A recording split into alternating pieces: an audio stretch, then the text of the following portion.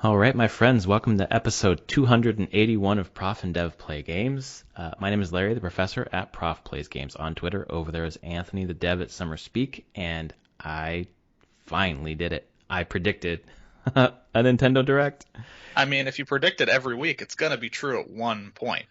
Exactly, and it's still, I feel just as good. It happened, and we'll talk about it, and we're also going to talk about Blizzcon Line. Blizzcon happened. It might still be happening for all I know. No, it's done. Oh, okay. It finished up Saturday. Okay, great. I've been watching a lot of those panels, so we'll talk about that for sure. I went to the last Blizzcon, and I'm sad that I didn't get to go this year, although I'm happy not to have coronavirus. So, how you doing? Oh, I'm good. Feeling a little tired right now, but that's just... I kind of feel like I'm going back into a low energy couple of weeks probably with the, they hit every once in a while, especially in this time where you're like, feeling pretty low energy, pretty tired.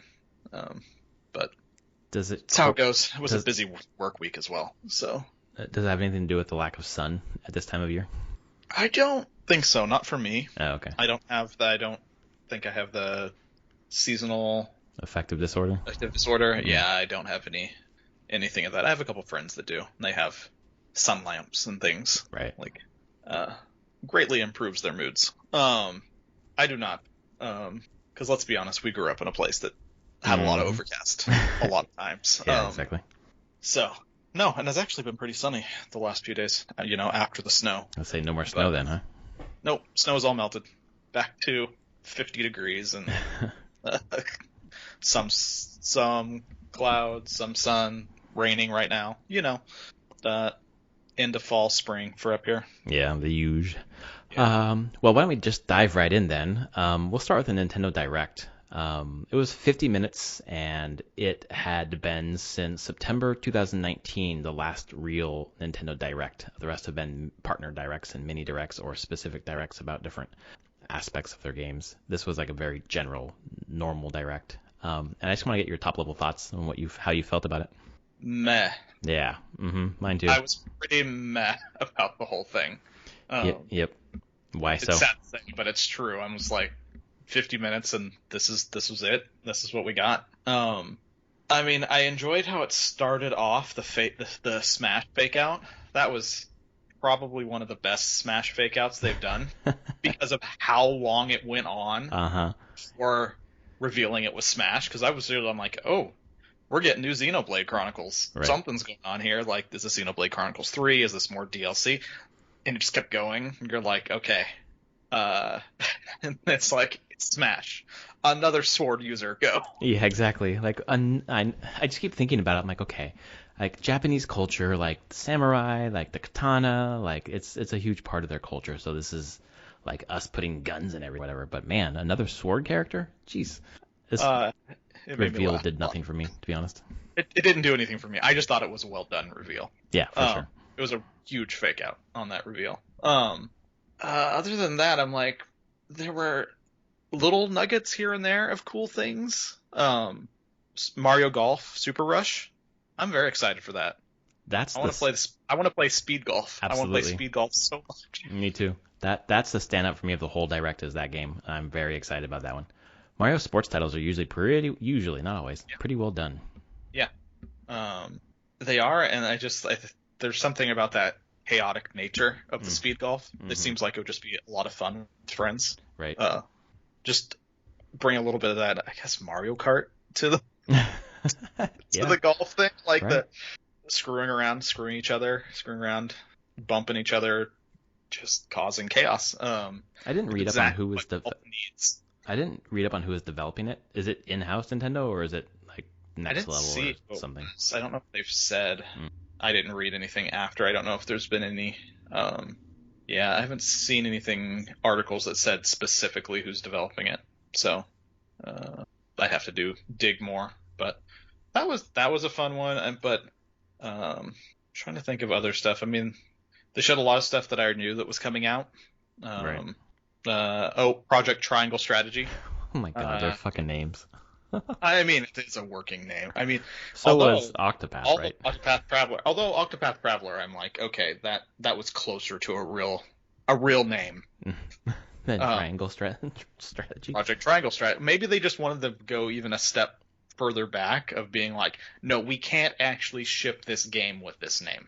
Like We're gonna sabotage ourselves. Like no one, yeah, basically, and that's a case in development. Sometimes you do that where you're like, purposely make something really bad so that it cannot actually ship, because you'd be surprised how easy it is to just be like, get used to something and comfortable with something and then just ship it. Right, you're like, that's the name. We've always called it that. Yeah. Like, no, we're not going to ship Project Titbag. Yeah, exactly. You gotta do, sometimes you just gotta give yourself that barrier of being like, oh, right, we need to actually make this choice now. But I did download that demo and play it, and it's, I would say, somewhere in between as a tactics game, a Fire Emblem game, and Final Fantasy Tactics. Mm-hmm. Gorgeous to look at. The sprites are great. I mean, it's the same. It's Unreal Engine, but it's the same style as Octopath Traveler. The HD 2D. Yep, 3D backgrounds with the 2D sprites. Right. Mechanically, it was a ton of fun to play that demo. Like, it has a lot going for it. It has like I said, it feels a little bit more Fire Emblem than Final Fantasy Tactics in its combat. How long was the demo? It took me probably an hour and a half maybe to get through it. Cool. There's a couple missions, and I definitely was going slow in the missions. Yeah. I think you go pretty fast, but it gave you, and like they even said, like, this is in the middle of the game. The story's not going to make any sense to you. Like, they basically said that. They're like, you're going to get story. You're not going to have a clue who these characters are, what's going on, but play these missions. I played them, and they're far enough in where you have a good sense of, at least currently where it sits, all the different mechanics that are going on, more advanced combos you can do and play styles. And yeah, I mean, it's a tactics game that has a lot of use of height and special abilities, and placement is really important in the game because you can do tons of combos with while flanking characters and pushing them into other characters to get extra attacks. So if you make a triangle, is that the best strategy? I don't no, because it's on a grid. So I think it's just triangle, as in the triangle thing is from the demo, is that there's the 3 sides to the choices you can go choose. Because they show some of that too, where a character talks to you and have 3 options of responses, and none of them are wrong, and they're just going to change a behind the scenes value. I think it's like loyalty. I can't remember what there are 3 traits basically, and how you can present yourself. And supposedly those are going to matter as you play the game. But you'll never have a place you can look at what you are. So you just kind of make the choices. And yeah, they show a slight, like 1-2 conversations, I can't remember, where you have to make those choices. I don't know. I'm looking forward to it. Was that this year? Did they give a date on that one? No. Okay. 2022. 2022. Oh, okay. They're direct for games that were only in the first half of 2021. That makes sense. It's a lie. For sure. It was also a lie whenever they said this direct was mostly going to be about Smash. So, Yeah. Their tweet was like 50 minutes with a majority of it about Smash. And I'm like, no, not at all. It wasn't even a majority of Nintendo stuff, I thought. No, not really. It was a bunch of third party. Yeah. Which goes to show I just don't think Nintendo has a lot of stuff that they are ready to show right now. That's the scary thing for me, is that I'm not scary, whatever, but I don't really feel like 2021 looks great, and I thought they would at least give, I don't know, a couple big games coming out, but we've got Skyward Sword, we've got Mario Golf, and Pokemon Snap, which wasn't mentioned here, obviously. It isn't mentioned because I think there's supposed to be a Pokemon Direct. Right, this coming week. Yeah. For Pokemon Day. Yeah. So, I'm trying to think. I mean, yeah, they didn't show some stuff that I was expecting on, like, Shin Megami Tensei 5 or the 3 remake. Right. That's true. They showed that last year, but they're not showing it now for stuff that's supposed to be out in the first half of the year, which makes me think that those are not the first half of the year. Right, they got pushed, maybe?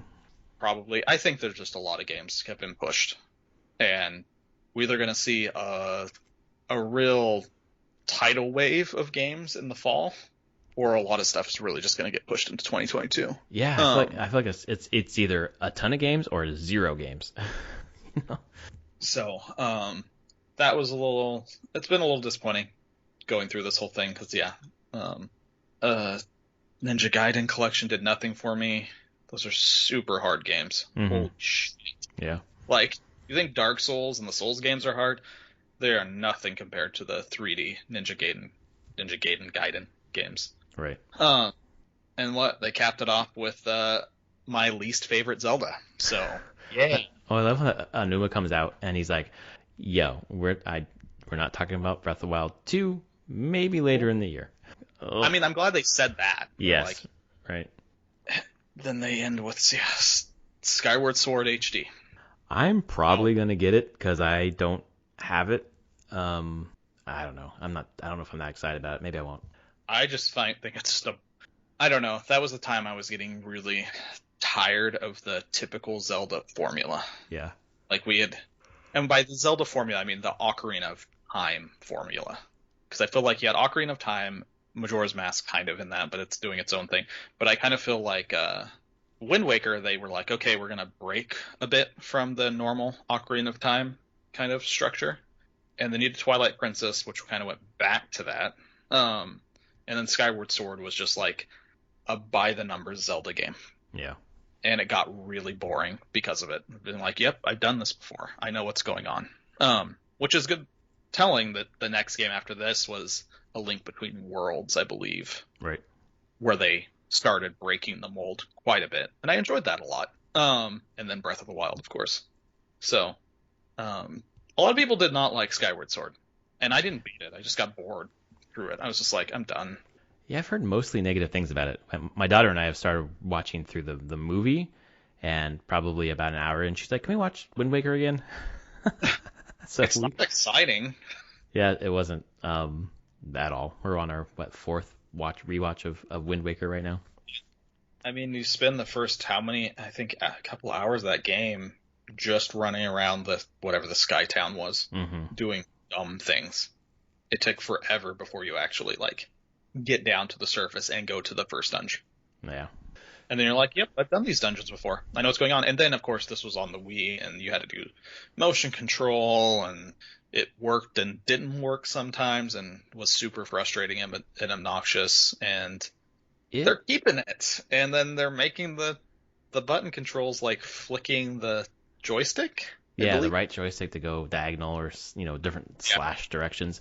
I wonder then, what's your camera button? I don't know. Yeah, you're gonna be like wearing a claw to play that game. I do wonder though, because I know about the motion controls playing that with the Wiimote. I wonder if the accelerometer and such in the Joy-Con is just such an improvement that it would make that a little smoother. Not that if you don't like motion controls, then it's not gonna help, but. I hate to say it, but it might, it might, but there is just something about sometimes when the motion controls were being required so much that it gets tedious. Yeah, totally. I'm like, I'd much rather just quickly press a button to do this instead of swipes. After the 50th time I'm being asked to swipe at an enemy. So I don't know. And then what they weirdly finished it. I mean, you're probably excited for it. Splatoon 3. I had Borderlands or Wastelands, fucking Splatoon 3. Yeah. At first, I actually thought it was the way that the intro was going, and that they showed it was Splatoon. I was like, oh, it's going to be single player Splatoon, or a focus on a campaign. Yeah. But then they show at the end, no, it's still multiplayer, mostly probably with some campaign. Yeah, because Splatoon 2 had a campaign that was really, really good. But I thought the same thing. I thought it was going to be a spin-off of some sort where it was just a campaign only, which then I realized didn't make sense because that multiplayer is so integral to it. So It's basically just, new campaign and then the same multiplayer. Yep. With some new weapons. 2022. Yeah, we'll see. Maybe later. But that was interesting. I mean, that's a big game. That's a huge game. That must have popped like crazy in Japan. And people here are excited that I've seen. It's just not, after not having a direct for so long, it wasn't the Nintendo bangers. I'm not really edge of my seat for a Nintendo slate this year so far. I'm hoping, I don't know, maybe I'll ask you, do you think that this means we're going to have a Zelda Direct later in the year? I would hope so, considering today is the 35th anniversary of Zelda. Yeah. And they haven't done a damn thing for it. Yep. Which makes me really sad, because I was expecting this Direct to really be in on the Zelda because of it being the actual 35th anniversary. Right, so did I. So close. There must be something culturally where like anniversaries aren't that big of a deal, or like 35th anniversaries are like a weird number. I don't know what. Yeah. But I mean, we did a bunch for Mario. Right. You got all these different pin sets that people can collect. The 35th anniversary collect pin sets and missions, and you got the 3D collection. You got Mario. Is it Mario 35? Yep. Yeah, like there's a bunch of just little things that I'm like, it's not crazy, but I was really expecting more than just here's Skyward Sword HD. Where's Wind Waker HD even? Like you already did the HD for that. Just bring it to the Switch. There's no way we get out of this year without that being on Switch, and I will buy it the second it comes out, obviously. But I feel like they're gonna. I read that they had not patented, whatever, trademarked the second one. What's the second one called? Phantom Hourglass. Recently. Yeah. So I feel like there's a possibility of them bringing that up, but it was so touch dependent, like moving around with the stylus in that game. Yeah, I don't know how they'll do that. Yeah. Maybe it's just locked. Maybe it's just locked to the 3DS forever. Possible. Wouldn't be the first time. Yeah. Things get locked to specific consoles. Here's looking at you, Metroid Prime. Speaking of Metroid, where's that trilogy? Right? Where's anything about Metroid? Yeah, I was surprised we didn't see anything about the trilogy. I'm totally expecting that to be remastered at some point. But maybe not at this point. I don't know. I have no clue what's going on with Nintendo after this. I have no clue where any of their things actually sit in development anymore and how potentially disruptive this past year has been to them. Yeah, I think that's that more than anything. Because a number of studios seem to have been able to handle it generally well, but I'm starting to get the feeling that Nintendo was not able to, and it really disrupted a lot of their development. So yeah, maybe culturally they just had a hard time shifting to a work from home type environment. Wouldn't surprise me. But who knows? But overall, my entire impression of that whole thing was meh. I got done with it and I was like, that was 50 minutes for that? Like, after like 35 minutes, I was like, oh no, I think I'm wasting my time. Yeah, they just said a bunch of stuff that I didn't care about, third-party things that I'm like, looks, what was it, the dodgeball multiplayer? Oh yeah, Just looked like, well, it's this weird dodgeball thing, but it looked a lot like, it's also by EA, it looked a lot like Rocket Arena. Yeah, I was worried about that as well. The only thing that and I don't know if this matters or not, but it's by the same people who did the Mario Kart Live Home Circuit. And I think that's just such a stellar product that I'm interested just because of it's that development team. I'm curious to see what they do with this, but another arena game. I like the dodgeball angle. I think it looks nice, but yeah, in a lot of those games you need to secure a pretty good player base. Right. And I look at that and I'm like, I don't see that game getting enough players, pull enough players off of other multiplayer or either arena games or Royale games. Right. That are free to play. Yeah, to get enough players to be sustainable. The only thing about that, and I totally agree, like with the price tag and like the mind share, right? That's the biggest thing. But the fact that they're launching on all systems at the same time with crossplay, like helps it out a little bit there. But I mean, there just too many free-to-play experiences in that area that I don't know. Yeah, you always have to ask with those multiplayer games that require groups of players, like that real multiplayer-focused game of any dev or any publisher needs to look at and say, do we feel like this will catch on enough? Like, this isn't just a single-player thing where just a person buys it and can go sit down and just play it, and we could get moderate sales out of that and do fine. But it's like, moderate success out of a multiplayer game right now pretty much means it dies. Right. I get some people at the beginning for the first month, and then it just tapers off because the trend is almost always down to lower numbers. Yep. Attrition is high. Yes. You bounce quickly. Yeah, you jump in, you're like, not really for me. I'm gonna go back to I could be playing Fortnite with my friends right now or whatever. Apex, Fortnite, Rocket League. There's There is an immense number of very high quality, very entrenched multiplayer games that exist right now. Yep. I think the term I typically would use is that market is very cemented right now. And it's going to be a while before that changes. So It was surprising to me even that Apex was able to kind of shoulder their way in there, because I felt like there people were already kind of built into Overwatch or Counter Strike or Rocket League or whatever, but they managed to take some of the mind share and hold it. yeah, they've done well. They kind of figured out where they fit between all of those different games and found their audience. But I don't know. That was a weird one to me. Or I don't know. There's just all the other random games, I guess, that were just from third party people. We're just like, meh. I'm slightly Fall Guys is showing up there. Okay. Yeah, right. Fall Guys everywhere. Yeah, lots of weird, like, what the hell was this Stubbs the zombie thing? I have no idea. I'm sure that's for somebody. It's not for me. No, Neon White looks crazy, but that was the one where like everyone was wearing like the Japanese demon masks, and it was like Oh yeah. card-based arena thing. I don't know. It looks super weird. And the person that's making is the person that made Donut County. Oh really? Oh okay. Yeah. I didn't realize that.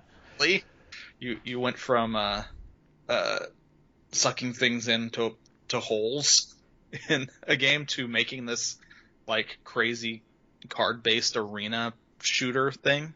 So it's weird. I don't know. Yeah, very big meh out of me. Yeah, it's definitely a lot of like with that one specifically, or the arena game with the dodgeball. Like I've played those games from that developer, and so I'm kind of interested, but not. I'll check it out maybe if it comes out. I'm not really putting it on my calendar or anything like that. There's just not much. Honestly, the only one I'm putting on my calendar is the Mario Golf. I think that's gonna be fun playing multiplayer with friends, like with you or whoever. That would be a lot of fun. Or playing with my daughter here. It's true. What was the other? Hades is getting a physical release. Actually, that is also pretty exciting. It comes with some cool stuff. Obviously, the soundtrack. I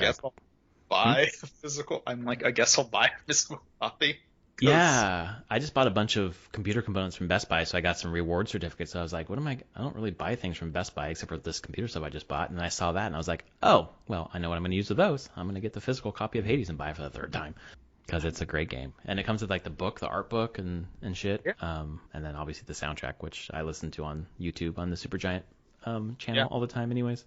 Yeah, 32-page character compendium and a download code. I assume it's the code for the Bandcamp, because that's where Supergiant and Darren Korb puts all his stuff up on Bandcamp. Oh, okay. I've already bought it off there, but Bandcamp's awesome because you can download the uncompressed FLAC files. Oh yeah. So I downloaded the Hades soundtrack, 3 gigabytes. Oh Jesus. Someone said, because I had never really done it with anything before, going like, hey, if you have the opportunity with really good, nice headphones and like everything, compare like a song on MP3 format to uncompressed, and you do know like it's richer. It's way richer. Like I don't know. There's just little things you can notice that get the compression, MP3 and odd compression, kind of just the highs and lows. Some of the details kind of get muddy. Yeah. I wouldn't have noticed until I listened to the uncompressed. I assume that's what it is, though. I assume it's a code for the Bandcamp. Right. That would make sense. And it's a game I want to have physically. It's a great game, so yes. I'd like to not have that be dependent on my Epic or Nintendo accounts. It's true. And it's great to play on Switch. I think it's only physical on Switch, right? It's not other. Yeah, there's no other physical version coming out. Right. It's not even released on other platforms besides PC. I was trying to get a sense of who's actually doing the publishing, if Nintendo is the one publishing it or not. Oh gosh, I don't know. Because usually, typically it's not the developer. Like Supergiant's typically not big enough to do the manufacture, like do it themselves. So I was trying to get a sense. I couldn't find out. A lot of times, smaller companies will work with other publishers to do the physical products. Like Systemera used for the PS4 version of Astroneer was done by Gearbox. Oh, really? Yeah, Gearbox was the publisher for the physical release on PS4. So they handled all of the manufacturing process and distribution of the physical product to brick and mortar stores. Because there's no way a company of Systematic size could handle all that. Yeah. So that's just part of me. I'm like, it's being announced here as a physical thing. So I'm wondering, like, did Nintendo just say, hey, we'll do this? We will manufacture and handle distribution. Of course, for whatever cut they get of it, the physical. Right. Yeah, it's selling for $35, and the it's $25 for normally. I'm just trying to see on the front cover here. It's got Super Giant. Yeah, it would be on the back, I'm sure, but they don't show a picture of the back. Right. This is a placeholder basically. So. Yeah. It says publisher Supergiant, developer Supergiant, but I don't know if that's like accurate or not. The Amazon page says manufacturer Nintendo. Okay. So possible? Yeah, I don't know. It's gonna be cool. That's all. I'll probably pick up a physical copy just because it's a game to have. But that's also just kind of shows the stuff they were actually announcing in this direct, because it's a little weird to be like, get the physical copy of Hades. Well, it's cool. Doesn't seem like something that would normally be in a direct. Right. Yeah, a lot of the things felt like pent up demand for a direct, and then you said it right. Meh. And it just didn't feel like in this past time since they've done a full direct that they have really a whole hell of a lot to actually show right now. But we can transition to someone who did have some things to show. Oh my god, and something we've been waiting for fucking ever. Yeah. Diablo 2. Is it Resurrected? Resurrected. Yeah, dude, I've just been mainlining Diablo 2 content all weekend. Just realizing, how obviously we talked about it ad nauseum, how much I love that game and we love that game, but the fact that it is coming back and having such fidelity to the original, but looking that fucking good. Yeah. I'm absolutely putting everything down for that game, and it's a fucking 20-year-old game, 21-year-old game, And they're selling it for $40. Wait, what? I didn't hear that. You can pre-order it on Blizzard's site, the PC version right now. Oh, I'm gonna do that while we're sitting here. I don't need to pre-order it, but I assumed it'd be $60. Yeah, I did too. But I clicked through and they're like, yeah, pre-purchase, $40 if you just want it. The Primeval collection, which includes Diablo 3 as well. As if if you didn't own it already. Yeah. Yep. Diablo 3 is $60 if you want Diablo 3 with it as well. So they're bundled together for $60, but if you just want Diablo 2, it's $40. So pretty okay with that. That's pretty awesome. 100/thousands of hours of entertainment I'll get out of that game. Oh my god. But it looked like they showed the trailer during the opening. It looked great. I was like, wow, the actual visual upgrade looks good. It's in 3D, but still stays true to the look of Diablo 2. And then I watched the deep dive panel and was pretty blown away by the attention to detail the team is going at this with. And the explanations of no, it's literally the logic and systems of Diablo 2 are running, and we're just putting a new graphics engine on top of it. Right. Well, and the fact that they're back and forth between the two games, the visual styles. Yeah, just like Halo Master Chief Collection, right? Where you can just go bing bing. Yep. That's crazy to me. And they were talking about, and maybe you can explain this better, but they were talking about how the frame rate is keyed to the original, it's 25 frames a second. So but then it's 25. Right. Okay. So, but you're seeing it at 60. But how does that work? I mean, I think there was a Q&A where they talked about it specifically. So the logic of the game is built at 25 frames per second. So 25 updates ticks per second. Mm-hmm. So logic is going to run at 25 ticks per second no matter what. But the graphics are going to be smooth through 60. Mm-hmm. But let's say your knockback frames are still 2 frames are there. Well, whatever. That's still going to be tied to 2 frames of 25. whatever that equals into a second. Mm-hmm. What is it? I don't know. I can't do it. I won't do it quickly in my head right now. But basically, yeah. You're getting just slightly in just the same tick rate on the logic is happening at that 25 update, but the graphics just, they can cleanly blend between those frames. Not frames, between those points. So you can make animations smooth. They don't have to be, the animation, there's no reason the animation has to be tied to 25. Just as long as everything lines up on the basically the second marks. I think the Q&A, they explained it like spokes of a bike. Mm-hmm. And it's like, think of a wheel that has 25 spokes, and every time one of those spokes goes through the like direct 12 o'clock, it's a tick. But think of the tire as the animation around it, which is always just a smooth spinning thing. Mm-hmm. So that's the thing about it. Like, they're just running the logic. They're running Diablo 2 logic. They're not trying to change it. They're not trying to update it. They're just like, no, this is the game. We're just going to make it look pretty, with a few quality of life changes. But it's impressive, I will say that, how they're approaching it. So I hope they don't mess it up. I mean, I think it's all been rumored that Vicarious Visions was working on it, and they confirmed it here, that's what Vicarious Vision was coming across to do, was finish this game up. And that like makes me so happy because of the reaction people had to the Crash trilogy and Tony Hawk, especially Tony Hawk. Like, they know about fidelity to the original, but still making upgrades around the edges, or not even just around the edges. There's some significant upgrades here. But they're still like, every decision they're making is through the prism of like what was in the original game, down to like in those panels where they were talking about one of the guys who was like, so I dug through all the old library files where they said that there were no more files for us to dig through. I found a bunch that were just hidden in different places and brought them all up, and you could see the original art and kind of base things off that. Yeah. And then like Diablo 1 art, and then the fidelity, like I'm blanking on the one of the two classes, the druid and the assassin.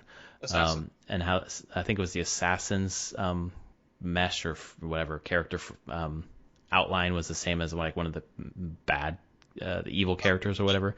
Or something. Yeah. Yeah, and they just made it look that way. Yeah. Like, they did the same thing. It's just like that decision, like, instead of like redoing the enemy or whatever, doing it so that it just took that same character forward. Yeah. In the same way that the Diablo 2 did. Dude, I am over the moon. I cannot wait.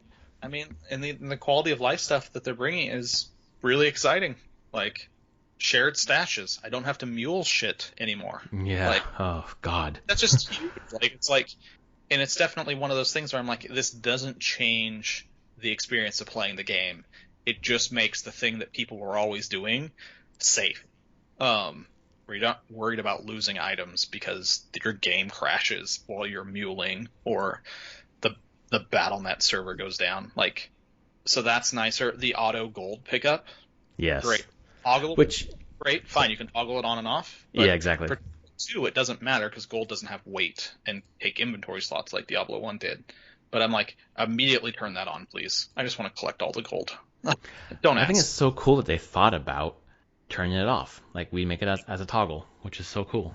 Because they're just like, what are the people who love this game going to want? But then also people who didn't and want a new experience, what will they want? God, it's so cool. That, I mean, they're keeping all sorts of stuff that I wouldn't even have expected. The ability to play as, like, non-Lord of Destruction character. Like, you can still create totally. Like, I'm like, holy shit, you're keeping that? Like, there's all of that. The hold shift when over an item so you can actually compare now. Mm-hmm. Right. Which is great. Like, but then I love that they're like, no, we're not going to tell you which one's better. Like, newer games would give you like power ratings or something. Diablo 3 does it, but pretty much any modern game that has item comparisons tries to infer which one is better for you. And they're like, no, we're not doing that. You can this is just a shortcut so you can compare the item directly, because we know you're just hovering between one and the other back and forth. So it's nice to see them add those quality of life things, but really just be like, hey, we're not changing the game. Like, it's still the same game, with the pretty lighting engine and 3D on everything. I like that they added the stat thing where you don't have to like Oh, yeah. tap all your luck, they said, which I remember doing for sure. So you can actually get much more quicker information and like, here, just show me what everything my gear is giving me, please. Like, again, simple thing. It doesn't drastically change how the game plays. It's just making it easier for people to do the thing that they've always been doing. So yeah, I'm very impressed with I watched the Q&A panel and the deep dive and just how they're approaching it. And truly how much they're just like not trying to mess with it too much. Like, what was the phrase of being like, we need to keep the fun, I think they said, was with the Diablo 2, where Blizzard's always like, we got to find the fun. No, they need to keep the fun of Diablo 2, and try not to stray from it. So I don't know. I'm excited. I'm very curious if this is successful, if they will potentially start revamping, like, probably at this point it was like every 5 to 6 years you'd get a slight revamp of Diablo 2. Little bug fixes and stuff. I'm like, will this accelerate that again, where you're seeing active development on Diablo 2 a little bit again? So you mean like active bug fixes on this new one, the Resurrected? Basically. Yeah. Like, hey, we're gonna still continue to improve this and make it better. Because even those, like, God, what was Diablo 2 patch 1.14? Was the last one? 2016. Yeah. It's a long time. It has been a long time since the last one. I mean, I meant that they put patches out for a long time. They did. Just saying, 1.4D was the last patch. 1.14D, and it was just a bug fix. Fix some crashes. But like 1.14, the first one was just like, hey, we're making it compatible with Windows 7, 8, and 10. Yeah. God, I was playing this game on Windows 98. Yeah. Shit.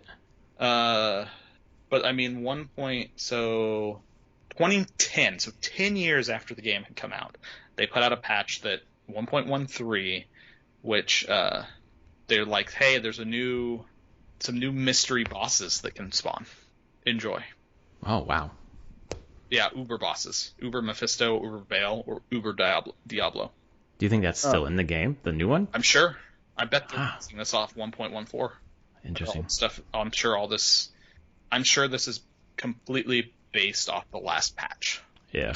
In 2016. So I'm surprised how far, like, listening to everything, how far along it seems like it is. Like, maybe it's done and they're bug fixing and polishing. But Vicarious Visions just came over there. Yeah, I think they're probably still making art, because that's probably the biggest question now, is just purely updating all the art into 3D. And just how many artists, how many hours does that take? And I think more than anything, it just takes a lot of time, because it's not fast, to be honest. I bet each thing takes a few days for one artist to make, to update from their 2D to 3D. And I bet they have a bunch of item shit to make as well, since they said all uniques, the 3D representation of the uniques will match the icon now. Right. So they need to interpret that icon as like something that looks that way on the character. So yeah, there's just a lot of, to me, it seems like the art will be the bottleneck for it, not anything else at this point. But I mean, we'll get the tech demo, I assume, sometime in the next few months. The tech I signed up. I'm sure you did. Yep. So they can just make sure everything's working well. But I expect this year. I was going to ask you that. You think it's fall? Okay. I think it's fall. Yeah. And really, with Vicarious Visions coming over and being even more support on this, I'm sure they can hit that now. For sure. That's awesome. That would be great. That would be, I wouldn't care about anything for fall. I don't care what other Nintendo games there are. Like, oh my God. This is it. Like, and this is like a remaster. It's like a remaster year, because I'm playing 3D World right now. Loving it. Mass Effect's coming out. Yeah. And then that in the fall, like you can save your new games for 2022. I don't care. It's fine. Yeah, I'm okay with that. I am more than happy to play very nice versions of games that I already love. So, Oh, just like just watching everything and just like okay, the nostalgia hit is just like going to be immense with this game more than any other game. God, they played the opening strings. Yeah. When that guitar part, the opening strings, I'm like, oh God, that has such a nostalgic hit of endorphins when I hear that. I mean, I just go back in time. Like when I hear that, when I see the game being played, I'm just back in time. Yeah. In a good way. And like I sent my cousin the information. He was just like, "This is the best news I've ever heard in my entire life." Like, wow, okay, you just bought a house, but okay, and you have 2 kids. But I'm excited. I'm not sure that it's the best news I've ever heard in my life, but it's like just the thing we've been wanting forever. That and Mass Effect, and they're both coming out this year. Oh, and it's cool that Diablo II Resurrected will be on all consoles as well. Yeah, Switch included. I'm curious how it will run on the Switch for the visuals, but the fact that it has cross progression for your characters from all the consoles probably means that I buy this on PC and at least Switch. Yeah, as me well. too. I'm the same. It'll be PC and Switch. It'll be PC for sure because like that's where I played this game as a kid or whatever, college kid. So, well, definitely wasn't a kid. I was talking to people about that, and I'm like, I love Diablo 2 and Lord of Destruction so much, but I'm like, it probably made the first couple of years of college for me way harder than they should have been. Yeah. Yeah. I can basically pinpoint it to this game. But such is life. I still made it through and did fine. But I definitely didn't do it on the easiest mode. Right. I won't pull an all-nighter to finish schoolwork. I'll pull an all-nighter to do Mephisto runs. Oh, my fucking cousin who, God, how old was he then? I was 19. He was 13 or whatever and had like this fucking, I don't remember what it was called. But basically it would just do auto bail runs for you overnight. Oh, jeez. Oh yeah, he was, yes, very deep into it. I cannot wait to play this game with him because that was our life. That was our life for certainly one summer when I was home from college. Yeah. This is all we did. But, and my mom would watch us play, and then she got interested in it, and she started playing it, and that was her gateway to World of Warcraft, and here she is, still playing World of Warcraft. Well, I mean, they showed off some stuff for that, too, so maybe she's excited about it. Probably. It was Burning Crusade Classic.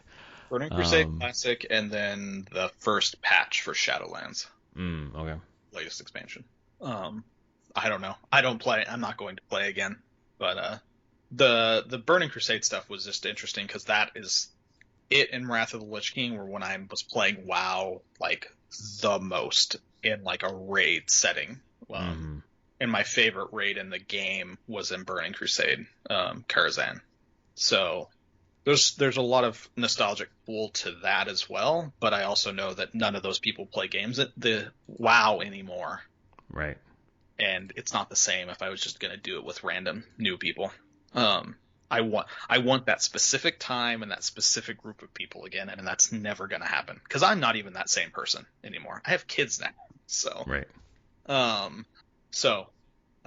I won't get the raid till 2:33 in the morning. Wake up, get to work, and then spend an hour, the first hour of work, in our kitchen just talking about the raid with my coworkers who were also in the raid. Right.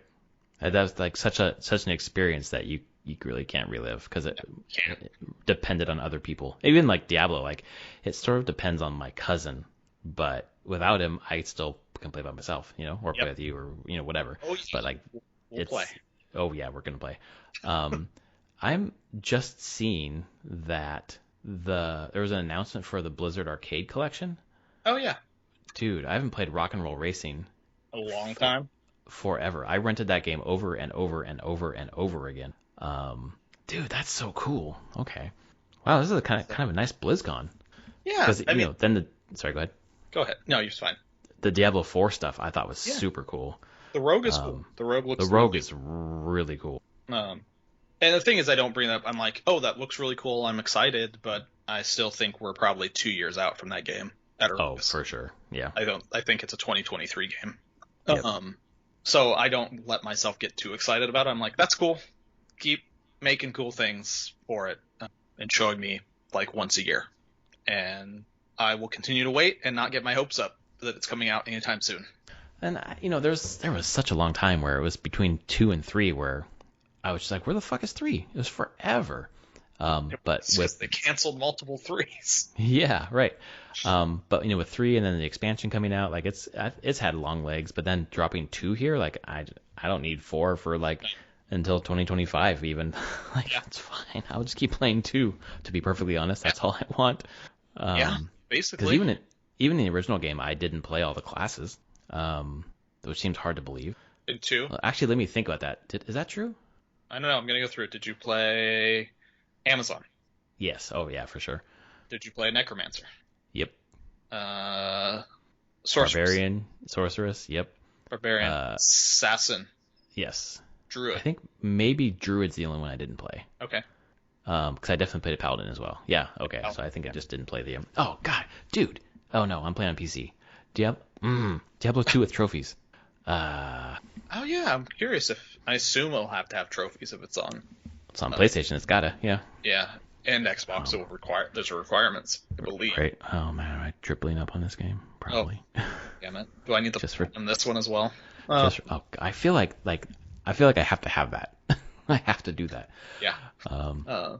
I mean, yeah. Actually, this is a good transition to what we've been playing. You've been playing Strikers. I have, and that's the game I'm gonna try my hardest to platinum this one as well. Is it a ridiculous platinum? I don't think so.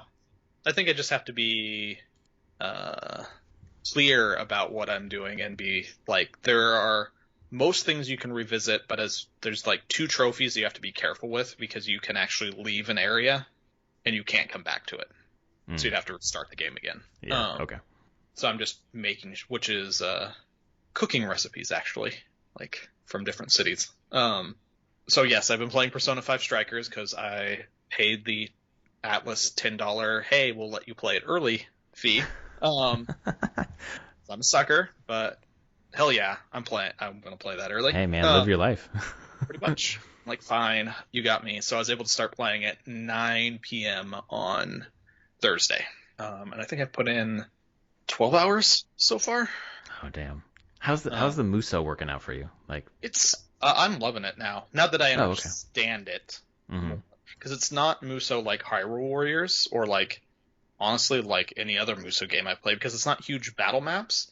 It's actually it's very much Persona 5. You're jumping between cover, jumping out, ideally ambushing shadows, and then whenever you ambush a shadow, the battle that starts is just like a small arena Muso battle. Huh.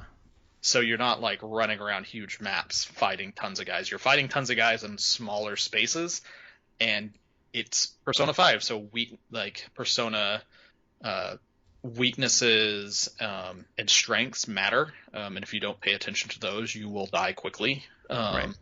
It's much more Persona 5 than it is Muso, I would say. So that's I'm fine with that.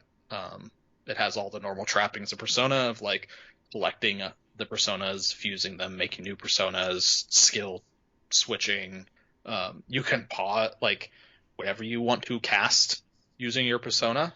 You hold down right one, right bumper, and the game pauses, and you like move your targeting reticle of your spell where you want to place it, and then cast it. Huh.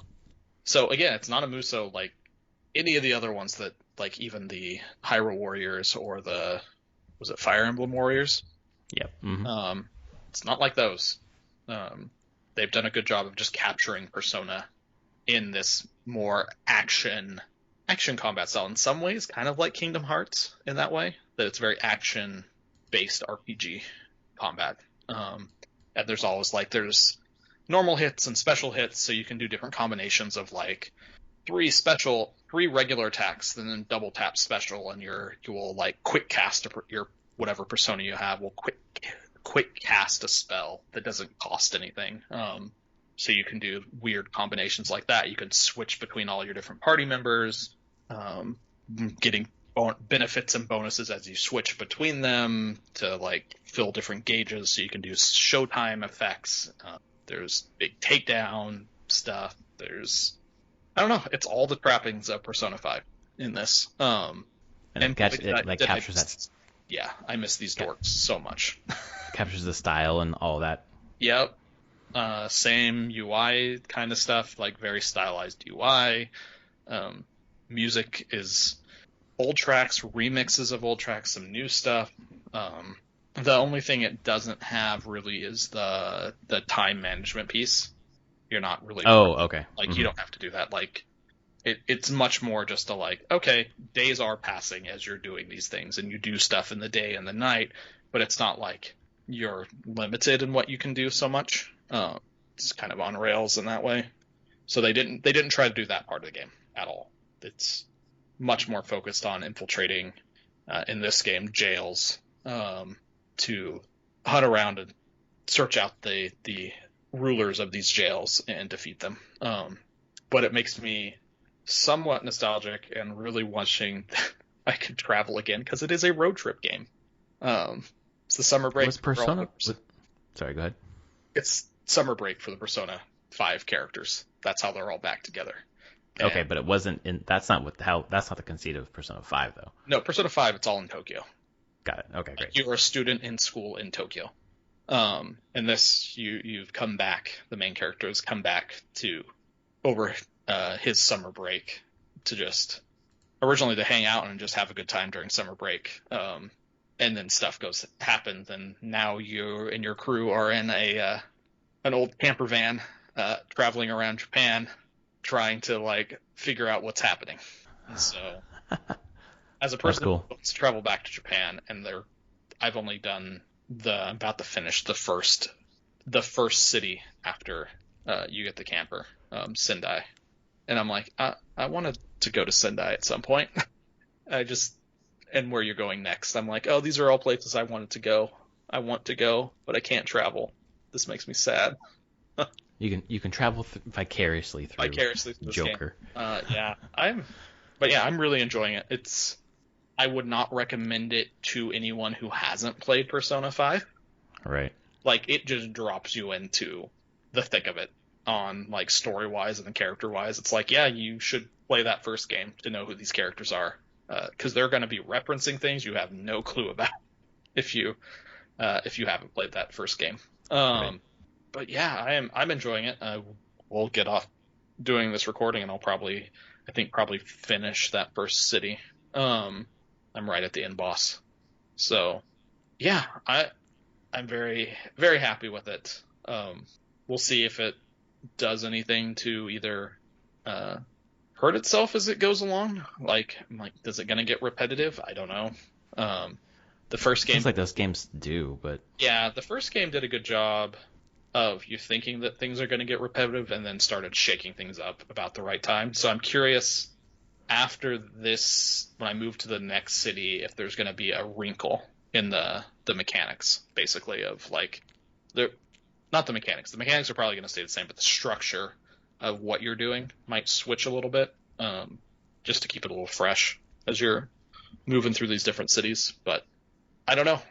It's only supposed to be like a 40-hour-ish game, and the platinum is probably only supposed to take about 50. So, oh wow! So much less than Persona 5 Royal. Yes. Yeah. Awesome. But this is not a sequel to Persona 5 Royal.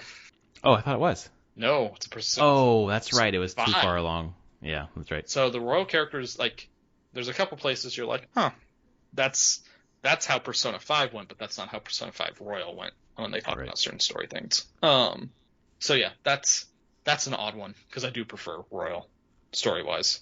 Right. But yeah, this was already too far along. I mean, this has been out in Japan for a year, I believe. That's right. Mm-hmm.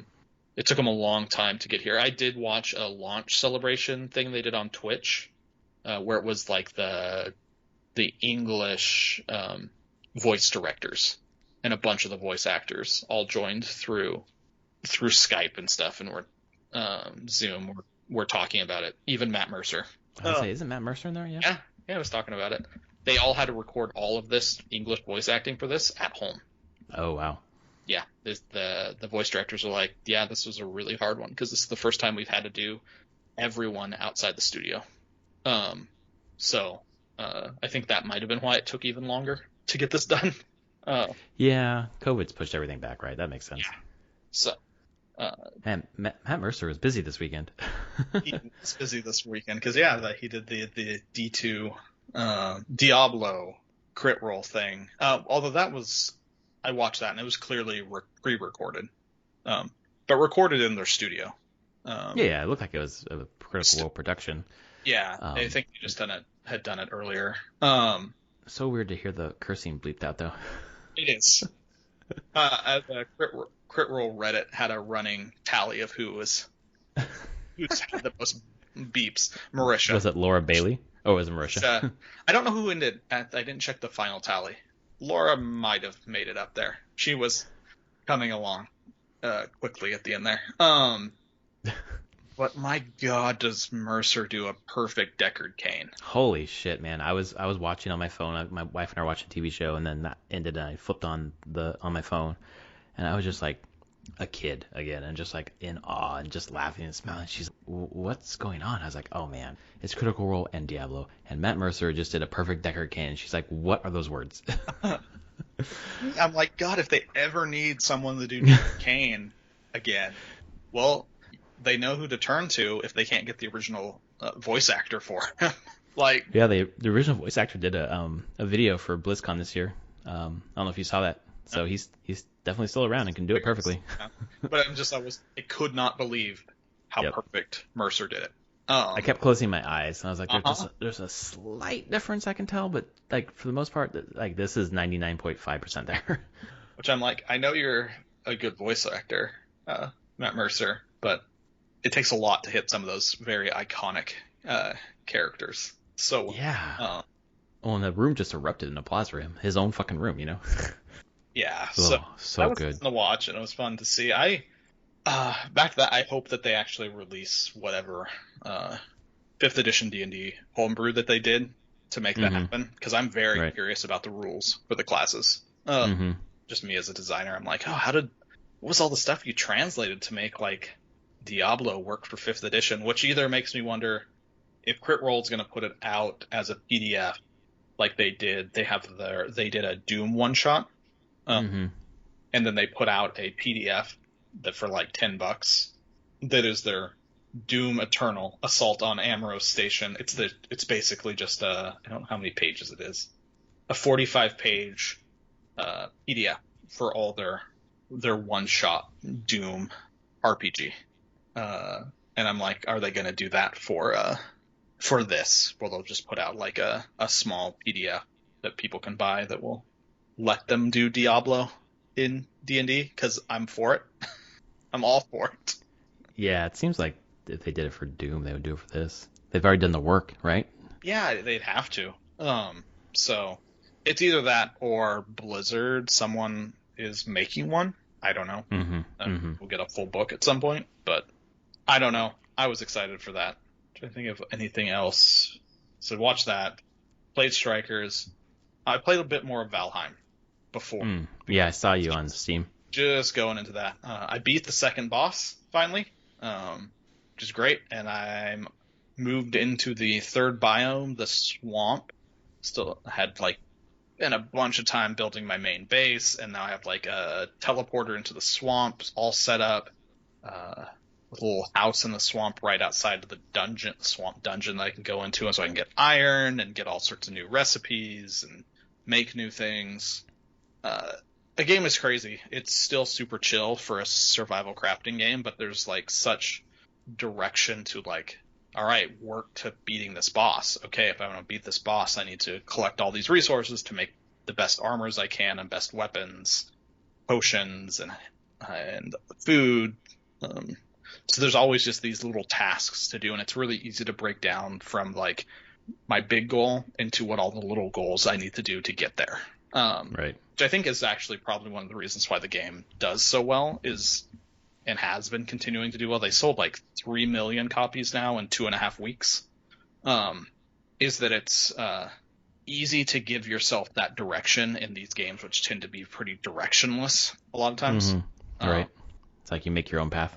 You do make your own path in this, but they give you that big goal that you can unify all your decision points around getting to those goals. So it's been pretty nice. I see why it sells really well. I still have a drive that I want to play it. If Strikers wasn't out, I'd still be playing Valheim.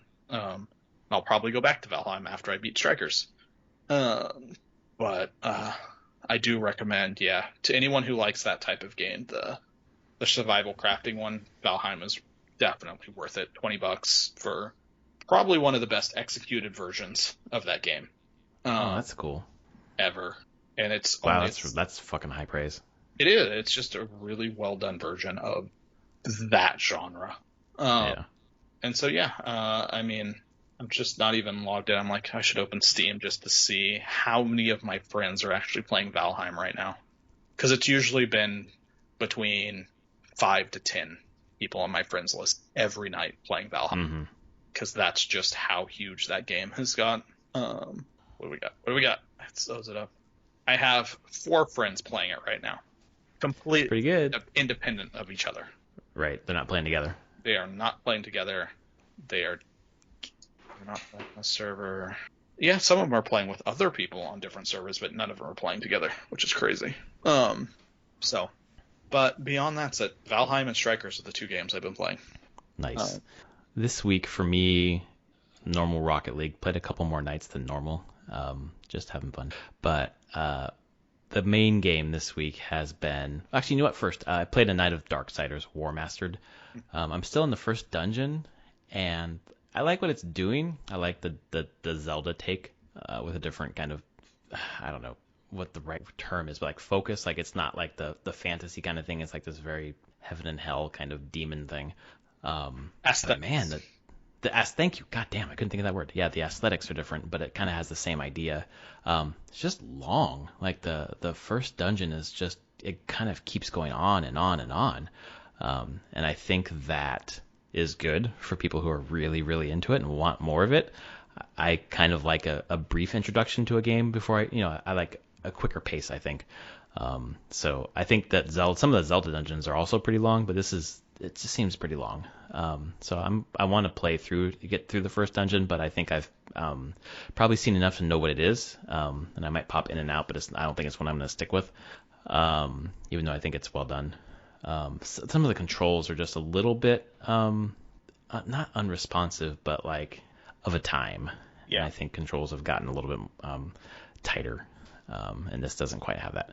Kind of like turning the camera and locking on and things like that are a little bit loose. And then other than that, I've played a couple of days of Bowser's Fury, which I play with my daughter exclusively. She's been on Bowser Jr., and her favorite thing to do is just float in the air and fly away.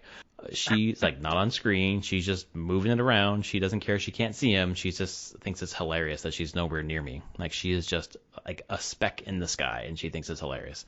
Every once in a while, I can get her to come back and paint a wall or something, but mainly she's just fucking gone and just playing along, quote unquote, but just watching basically.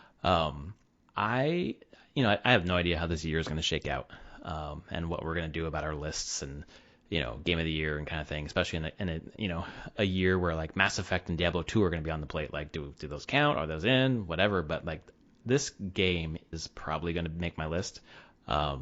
It is everything you want in a Mario game, in that it's Nintendo like taking their beloved IP and being like, let's get fucking crazy. Like, let's just make something weird.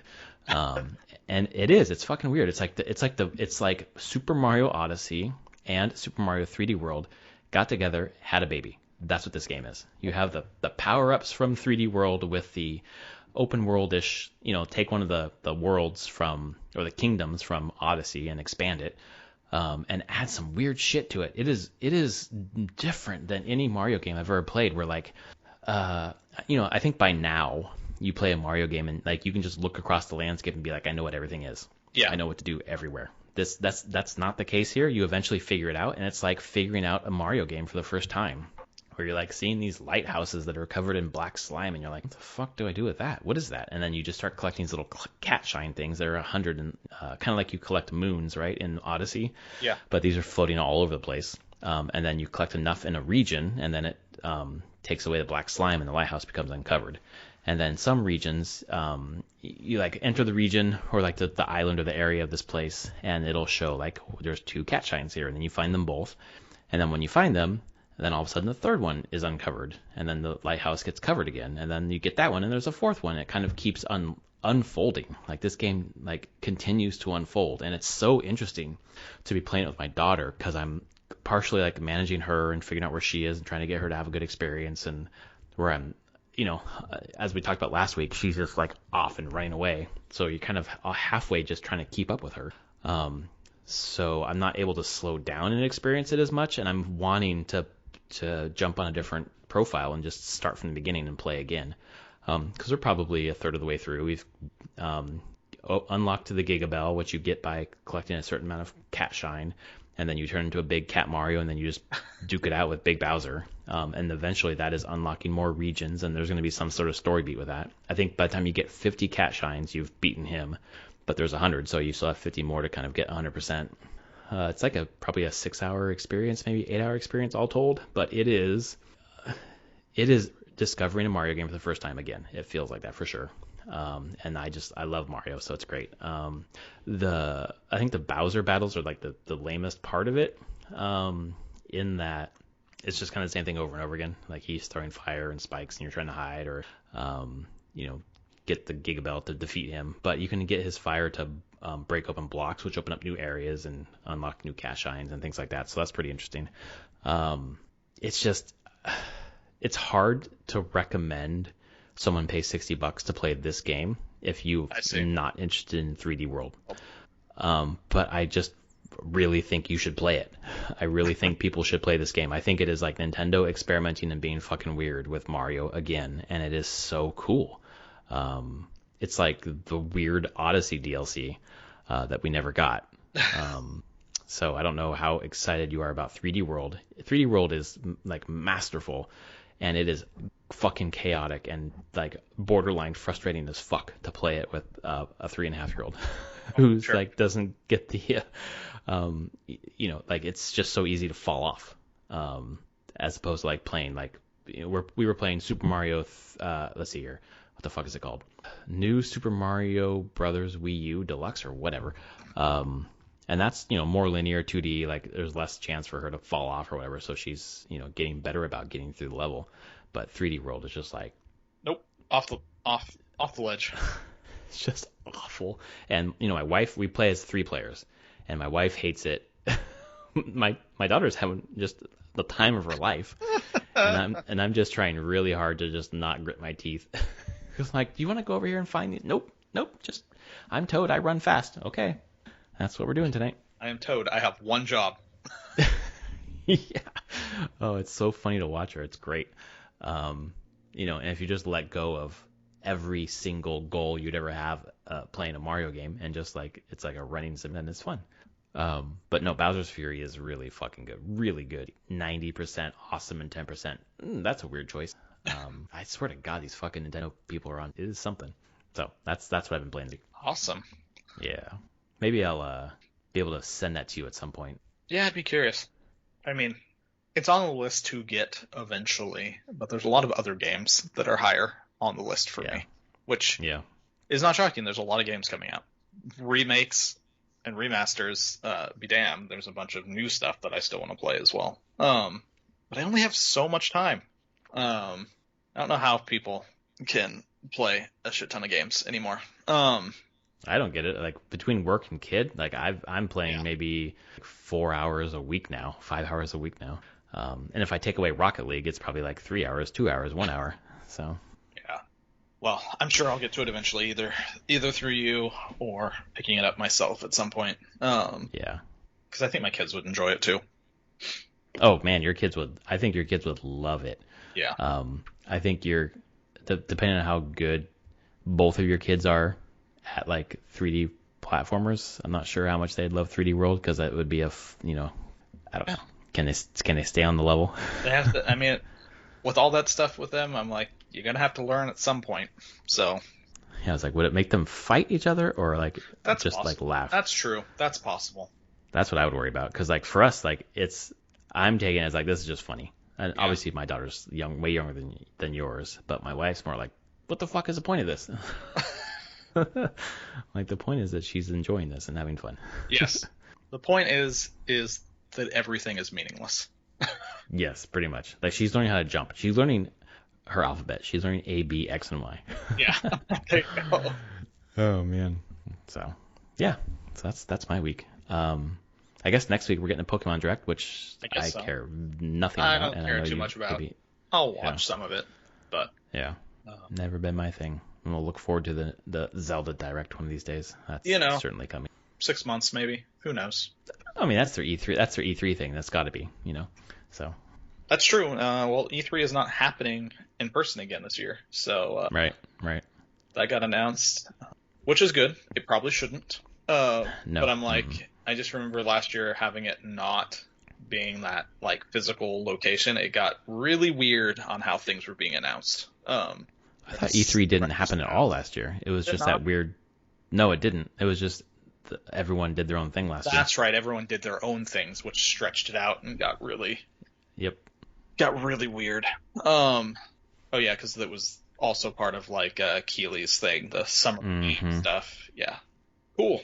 Hopefully we'll get just a more consolidated like week of just companies putting out their trailers and info. I hope so. That was too much last year. It was like too stretched out, and it's It like, was. they're trying to fill up space. Like Yeah, or they have nothing to show anymore. They just everything's not coming or out that. No. right now. There's no way we're getting out of this year without a Wind Waker on Switch. So there's definitely going to be a Nintendo Zelda thing, and Yeah. they're going to talk about Breath of the Wild 2. It is not coming out this year. Yeah, I expect at some point they'll talk about it. Like again, they said in the direct being like, we'll have more to say later in the year. Yep. Which is fine. Like, but yep. I'll just wait for that. Yep. And when's Mass Effect? May. So May to Mario Golf to Diablo 2. That's my year. There you go. And whatever I'm playing, I school until then. Yeah. God damn this semester. I knew it was going to kill me, but it is certainly making its best effort. Oh well. Lots of people don't have jobs. I'm happy to have mine. Same. Yeah. All right. Well, that was episode 281. We're going to hit 300 this year, man. That's crazy. Yes, we are. If you like our podcast, please rate us, tell a friend.